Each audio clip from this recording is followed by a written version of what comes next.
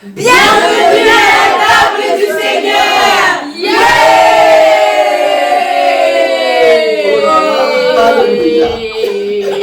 Ça c'est merveilleux. Oui. Le Seigneur nous rend vainqueurs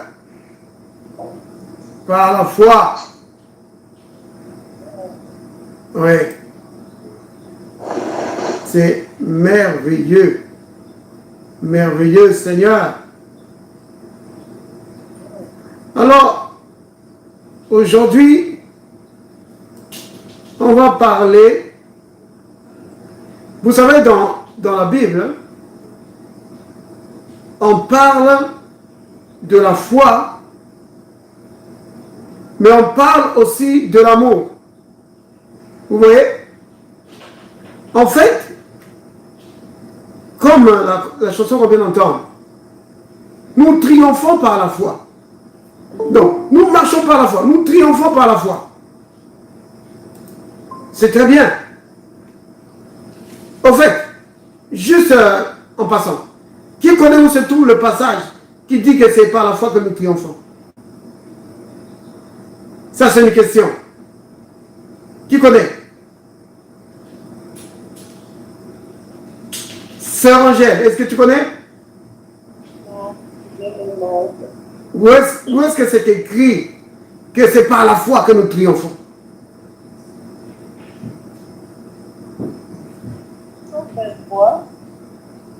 Non, non.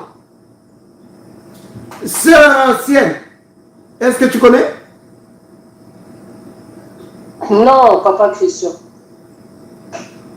Et pourtant, je vous donne souvent ces passages. C'est pourquoi il faut vraiment écrire. Tu écris le passage, mais n'écris pas seulement le passage, tu dois mettre une note à côté. Tu vois?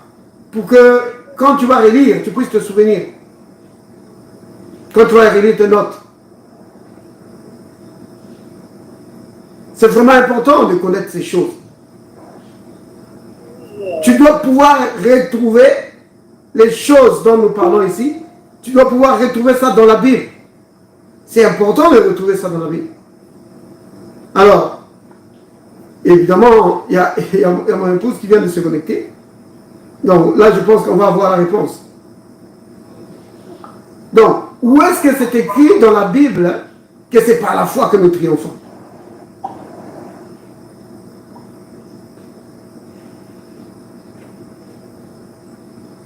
Capi, tu peux nous dire?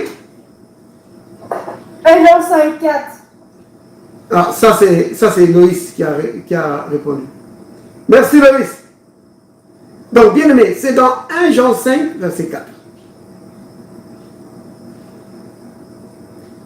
Il faut noter ces choses. C'est vraiment important. Donc, dans 1 Jean 5, verset 4, la Bible dit ceci, que tout ce qui est né de Dieu, Sœur Olène, que le Seigneur te bénisse. Amen. Donc, bien aimé, que le Seigneur bénisse chacun de vous. Sœur Thérèse, Sœur Angèle, mon frère Fred, Sœur Sienne, Sœur Francine. Bon, il y a beaucoup de gens là. Mais je suppose que si pour beaucoup, ici quand je vois une seule connexion, mais derrière il y a beaucoup de gens qui suivent. Alors, Sœur Olène, j'ai déjà dit, Sœur Sienne, soyez bénis. Amen. Ok. Pardon? Vous n'avez pas dit mon nom. Si, j'ai dit, c'est pas, je crois que j'ai dit Sœur Angèle. Merci. Que le Seigneur te bénisse, Sœur Angèle. Sœur Angèle, tu vraiment, que Dieu te bénisse. Parce que tu t'occupes vraiment de l'évangélisation. Merci. Oui, tu aimes témoigner, vraiment parler du Seigneur aux gens. C'est vraiment bien, que le Seigneur te bénisse. Oui. Je crois qu'il y a beaucoup de gens qui sont dans le groupe ici, qui sont venus au travers de toi. Oui, c'est normal. Oui, que le Seigneur te bénisse. Que le Seigneur te bénisse pour cela. Oui. Alors, j'étais en train de dire ceci. Donc tout à l'heure on a écouté la chanson c'est lui qui met en Jésus. Ouais, une ferme confiance. Jamais une chancelle. Oui. Donc le cantique parle de la foi qui nous fait triompher. Oui. Nous avançons par la foi et nous triomphons par la foi. Alors je disais tout à l'heure que j'ai posé la question, où est-ce que c'est marqué dans la Bible que nous triomphons par la foi? Alors la réponse nous a été donnée par Loïs. 1 Jean 5 verset 4. Donc cette écriture dit que tout ce qui est né de Dieu triomphe du monde. Et comment est-ce qu'il triomphe? C'est parce que Dieu a mis en nous la victoire. Oh là là! Vous vous rendez compte de ça? Dieu a mis en nous la victoire. Et cette victoire-là, on appelle ça la foi. Oui. C'est pourquoi il est dit, et la victoire qui triomphe du monde, c'est notre foi. Vous voyez? Donc c'est notre foi qui nous fait triompher. Maintenant, bien aimé, la foi c'est quelque chose de très bien. Mais vous savez que la foi sans l'amour est paralysée. N'oubliez jamais ce fait important. Que tu peux vraiment écouter la parole, écouter des prédications, aller à beaucoup de réunions, suivre des enseignements pour développer ta foi. C'est très bien, bien aimé, c'est vraiment bien. Mais en même temps, n'oublie pas de marcher dans l'amour. Parce que sans l'amour, ta foi va être paralysée. Ta foi va être comme une belle voiture sans moteur. Vous voyez? Vous pouvez avoir une très belle voiture, mais qui n'a pas de moteur. À quoi ça va vous servir? Vous voyez? Elle ne peut pas vous aider. Elle est là, mais elle ne bouge pas. Donc, ta foi, c'est quelque chose de très important. Mais elle doit pouvoir te sortir de situations. Elle doit pouvoir te donner la victoire quand tu es dans des situations difficiles. Merci d'avoir affiché le passage. Regardez, il est écrit, parce que tout ce qui est né de Dieu, donc regardez juste sur vos écrans, c'est marqué. Donc c'est 1 Jean 5, verset 4. Parce que tout ce qui est né de Dieu triomphe du monde. Et on dit, et la victoire qui triomphe du monde, c'est notre foi. Alors, la foi, pour accomplir son œuvre, doit être propulsée par l'amour. C'est pas moi qui le dis, c'est les Écritures qui le disent. C'est dans Galates chapitre 5, verset 6. Bien aimé, comme je l'ai dit tout à l'heure, notez ces choses. C'est vraiment important de noter ces choses. Et après, tu révises ça. Tu rélis cela. Pour que ça puisse s'ancrer. Pourquoi est-ce que c'est important pour que ça ancre? Ça s'ancre. Parce que le Christ dit que quand un homme écoute la parole du royaume, il ne la comprend pas. Alors, ça n'ancre pas, ça s'ancre pas dans son cœur. Ça reste sur la surface. Comme si on a jeté ça sur du macadam. Comme si on a jeté ça sur du béton. Alors, les oiseaux viennent manger ça. Il dit que c'est ce que le diable fait. Quand la parole de Dieu n'est pas entrée dans ton cœur, que tu ne la comprends pas, que ça ne s'ancre pas dans ton cœur, l'ennemi vient, il vient enlever ça. Donc c'est comme si tu n'écoutes pas la parole. Donc tu peux être là, que depuis le début de l'année jusqu'à la fin de l'année, tu es là assidu, tu écoutes la parole. Mais si ça ne pénètre pas dans ton cœur, si tu ne la comprends pas, En grec, il y a un mot qui exprime bien cela. C'est katalambano. Donc tu prends ça pour toi-même. Tu saisis cela. La compréhension, c'est cela. Tu prends ça et ça devient une partie de toi. Tu vois? Mais quand ça devient une partie de toi, ça peut produire du fruit. Mais si ça ne s'ancre pas, ça ne produira pas de fruits. Donc il faut noter ces choses et les méditer. Ce n'est pas juste de la connaissance, bien-aimé. La connaissance, c'est bien, mais c'est juste une première étape. Après, il faut aller dans la révélation. La révélation, c'est une compréhension profonde des choses que tu as entendues. Tu les comprends vraiment. Et alors, tu peux les mettre en pratique. Vous voyez? Alors, dans Galates 5, verset 6, il est dit, car en Jésus-Christ, ni la circoncision, ni l'incirconcision n'a de valeur, mais la foi. Vous entendez ça? Donc, on est en train de dire qu'en Jésus-Christ, la foi, c'est quelque chose d'important. C'est quelque chose qui a de la valeur. Oui, mais quelle foi? La foi qui est agissante par l'amour, par la charité. Vous voyez? Donc, la foi pour agir, elle a besoin de l'amour. C'est-à-dire que si tu ne marches pas dans l'amour, ta foi aura du mal à fonctionner. Oui. Tu vas penser même que tu n'as pas la foi. Mais non. Tous les enfants de Dieu ont la foi. Parce que c'est un don de Dieu. Selon qu'il est écrit que la foi a été transmise une fois pour toutes aux saints. Ça c'est dans Jude 1, verset 3. Donc tu l'as. Mais regarde du côté de ton amour. Oui, tu dois marcher dans l'amour. Ah, bien aimé. Donc, je dois demander à Dieu. Oh, Dieu donne mon amour. Mais non. Romains 5, verset 6 dit que l'amour de Dieu a été répandu dans nos cœurs par le Saint-Esprit qui nous a été donné. Donc, l'amour aussi, tu l'as. Mais tu dois apprendre à marcher dans l'amour. Ça s'apprend.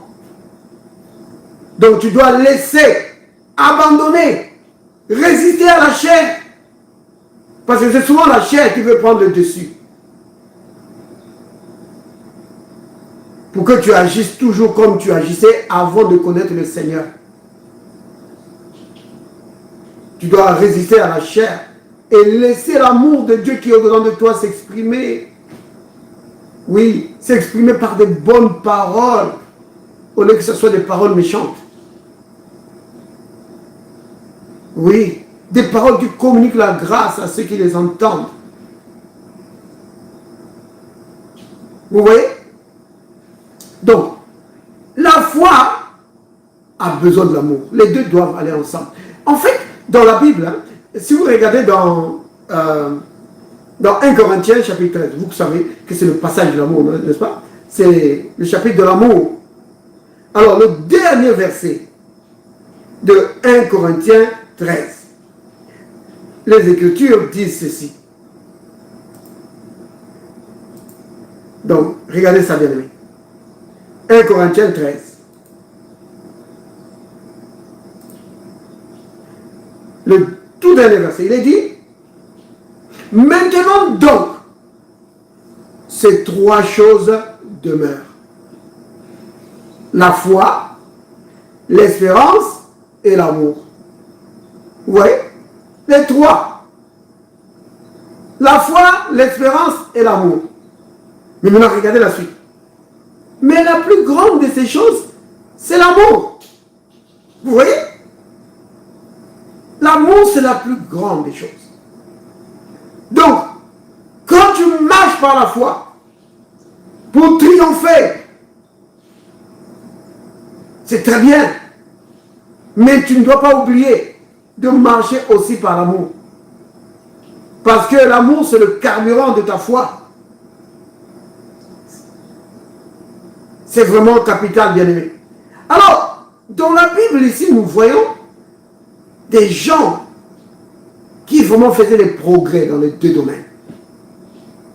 Donc, si nous voyons par exemple dans les livres d'Éphésiens, Éphésiens chapitre 1, donc les chrétiens d'Éphèse, c'est bien aimé, avant ils étaient des idolâtres. Ils adoraient Diane, parce que Diane c'était la grande déesse d'Éphèse. On a même fait des problèmes à Paul à cause de cela. Alors, mais quand ces gens sont venus au Seigneur, ils ont appris à marcher dans l'amour. Regardez. Éphésiens 1, verset 15. L'apôtre Paul leur dit, c'est pourquoi moi aussi, ayant entendu parler de votre foi au Seigneur Jésus et de votre charité pour tous les saints. Vous entendez ça, bien-aimé? Ils avaient la foi dans le Seigneur, mais ils avaient aussi la charité. Ils marchaient aussi dans l'amour. Il ne faut pas oublier ces choses, bien-aimés. C'est capital. Marcher dans l'amour, c'est capital. En fait, les deux doivent aller ensemble. Vous comprenez? C'est capital. Et comme je l'ai dit tout à l'heure, marcher dans l'amour, c'est quelque chose qui s'apprend. Ça s'apprend. Ce n'est pas automatique. Ça s'apprend.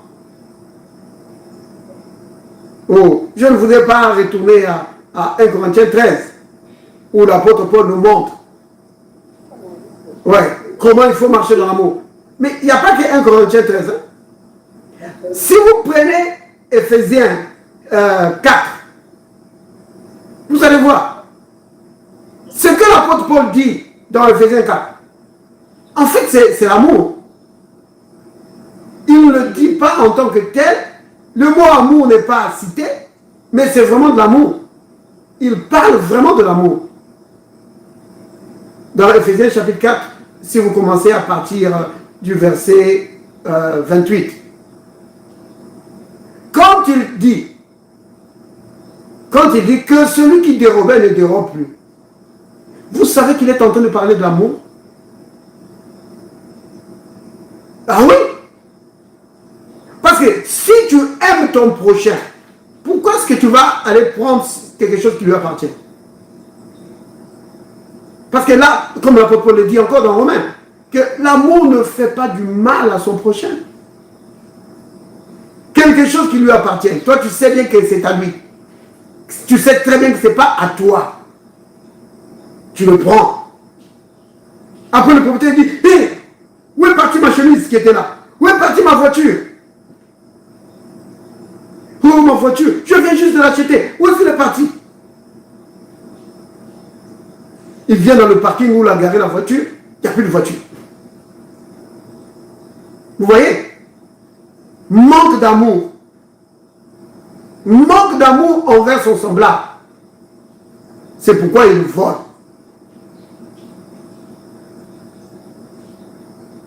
Et il ne croit pas dans la destinée de Dieu pour lui.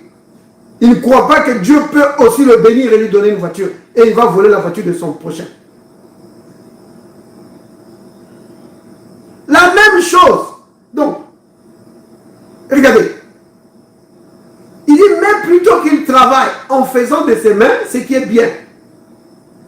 Regardez encore là. Pour avoir de quoi donner à celui qui est dans le besoin. Ça encore, c'est l'amour. Aider celui qui est dans le besoin. C'est l'amour. Vous voyez? Mais le mot amour n'est pas cité. Mais ici, on parle des actions. Parce que finalement, bien aimé, quelqu'un peut avoir le mot amour à la bouche tout le temps. Mais s'il n'y a pas d'action, c'est rien du tout. Vous voyez? Alors ici, il parle d'action. Que ne prends pas quelque chose qui t'appartient à ton prochain. Ça va lui faire du mal. Vous voyez?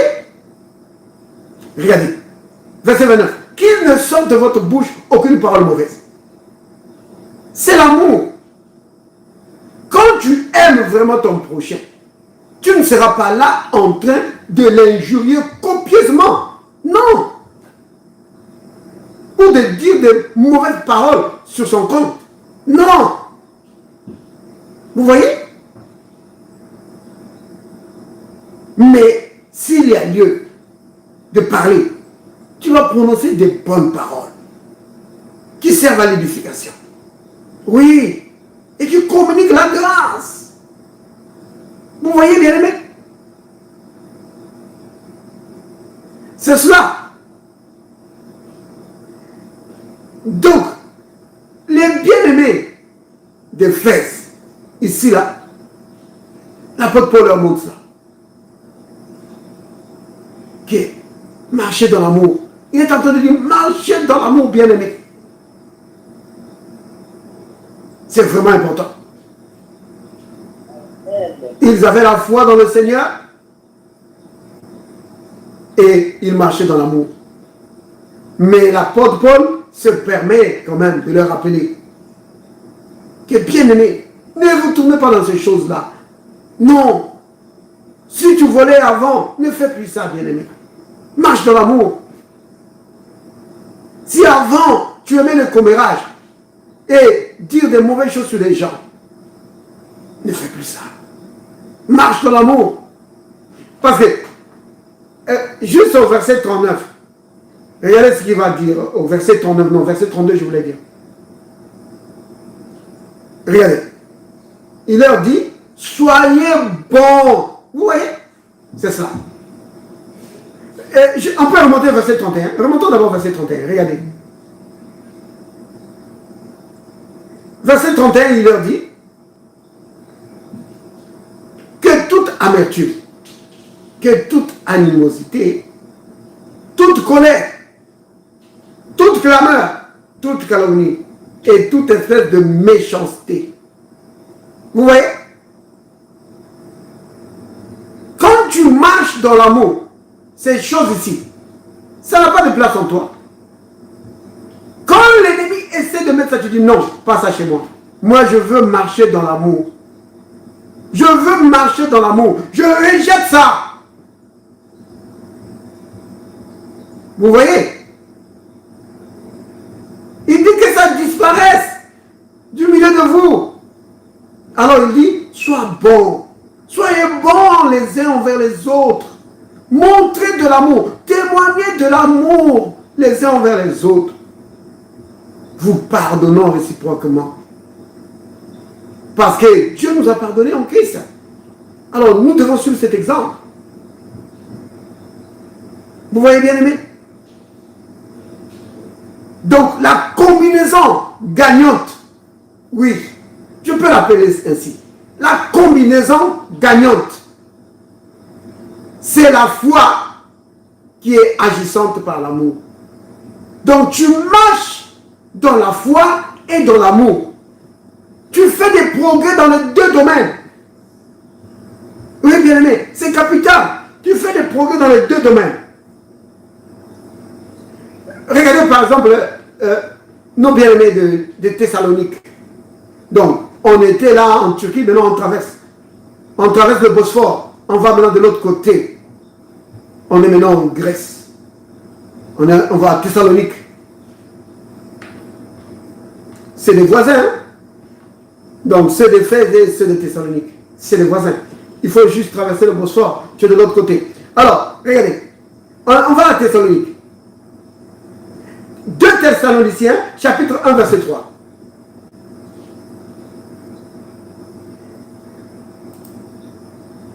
Deux Thessaloniciens, chapitre 1, verset 3.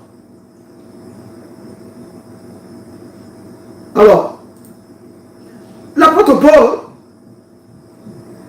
remarquez bien aimé, hein, comment le serviteur de Dieu, il faisait attention à ces choses. Il faisait attention à ces choses. C'était pas juste que non, je crie au Seigneur, je chante, je paye ma dîme, et puis c'est bon. Non. Tu dois faire des progrès dans la foi et dans l'amour. Oui, tu dois faire des progrès. Ce sont deux domaines stratégiques. Bien aimé, je devais rappeler cela ici, que la marche dans la foi et la marche dans l'amour, c'est deux domaines stratégiques de ta vie. Oui. C'est vraiment le secret d'une vie de victoire. Marcher dans l'amour et marcher dans la foi et dans l'amour. Les deux. C'est vraiment le secret. Les deux clés dont tu as besoin pour vivre une vie de victoire. C'est vraiment capital. Regardez, l'apôtre Paul ici, il dit aux chrétiens qui étaient à Thessalonique, il leur dit, nous devons à votre sujet, frères, rendre continuellement grâce à Dieu, comme cela est juste. Regardez, parce que votre foi fait des grands progrès, et que la charité de chacun de vous, de chacun de vous tous, à l'égard des autres, augmente de plus en plus. Vous voyez, bien aimé? Ça, c'est vraiment merveilleux. Les chrétiens de Thessalonique, ils faisaient de progrès dans la foi et dans l'amour. Alors, quand tu fais des progrès dans ces deux domaines, bien aimé, comment est-ce que tu ne peux pas vivre dans la victoire? Tu vis dans la victoire. Parce que la foi, c'est ta victoire. Et ta foi n'a aucune entrave. Vous voyez, vous connaissez les entraves. Hein? C'est des blocages. Donc, tu veux courir ou tu veux te battre, mais tu as les mains liées. Tu as les mains liées ou les bras liés. Tu ne peux pas te battre. Tu ne peux pas te défendre. Tu veux courir, mais au niveau des jambes, on t'a mis vraiment des liens. Alors tu ne peux pas bouger. Tel est le cas de celui qui ne marche pas dans l'amour. Il est tout le temps dans la parole. Il est tout le temps dans la parole. Il connaît les versets bibliques, mais il ne marche pas dans l'amour. Vous voyez? Blocage. Donc c'est dans les deux domaines. Si tu fais des progrès dans l'amour, dans ta marche dans l'amour, c'est très bien, bien aimé. C'est très bien. Mais ne néglige pas ta foi. Demande au Seigneur que son esprit de sagesse et de révélation, c'est qui ça? Le Saint-Esprit. Que l'esprit de sagesse et de révélation te donne une compréhension profonde de la parole. Pourquoi? C'est parce que ta foi va se développer en fonction de la révélation que tu as de la parole. Si ta révélation de la parole est vraiment très négligeable, alors ta foi aussi sera très négligeable. Mais plus tu évolues dans la révélation de la parole, dans la compréhension de la parole, plus ta foi grandit et s'affirme. Ta foi devient robuste.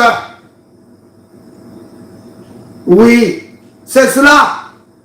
Donc, la combinaison gagnante, c'est progrès dans la foi et dans l'amour. Les deux.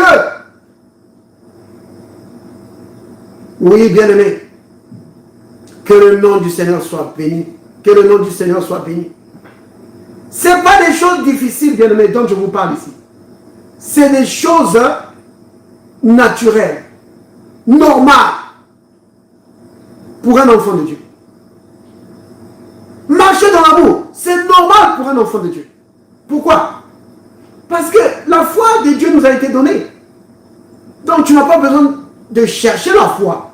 C'est vrai dans le passé, Nous, on a fait cette erreur-là, de chercher la foi, en cherchant, Seigneur, donne-moi la foi, Seigneur, donne-moi la foi. Mais non. La foi, Dieu te l'a donnée. Quand tu as cru en Christ, Dieu te l'a donnée. Tu dois simplement, maintenant, prendre du temps dans la méditation de la parole. Oui, tu dois faire des progrès dans la compréhension de la parole. Et le Saint-Esprit est là. Son boulot, c'est ça. Parce que le Christ a dit à ses disciples que j'ai beaucoup de choses à vous dire. Mais vous ne pouvez pas les comprendre maintenant. Il dit, mais quand le Saint-Esprit va venir, lui, il va vous enseigner. Autrement dit, c'est lui qui va vous donner la compréhension de ces choses. Vous voyez? Donc la foi, tu l'as. Fais des progrès là-dedans. L'amour, tu l'as. J'ai cité Romains 5, verset 6. Vous voyez? Et on doit faire des progrès là-dedans. Bien-aimé, si tu fais des progrès là-dedans, tu vas vivre dans la victoire. Peu importe la situation, tu vas vivre dans la victoire. Oh oui. Parce que la marche dans l'amour, ça ferme la porte de l'ennemi. C'est-à-dire que ça ferme la porte de ta vie à l'ennemi. Voilà, c'est ce que je voulais dire. Mais celui qui ne marche pas dans l'amour, qui est dans les querelles, dans les disputes et dans toutes ces choses ici qu'on vient de lire, les portes de sa vie sont ouvertes. Satan va entrer pour te faire du mal. Alors, disons tous ensemble, bien-aimés. Père, merci pour ton amour envers moi. Père, merci pour ton amour envers moi. Je veux faire des progrès dans la foi et dans l'amour. Je vais faire des progrès dans la foi et dans l'amour. Pour vivre dans la victoire. Pour vivre dans la victoire. Peu importe les situations de la vie. Peu importe les circonstances de la vie. Au nom de Jésus. Au nom de Jésus. Amen. Amen. Soyez bénis, bien-aimés. Amen. À vous de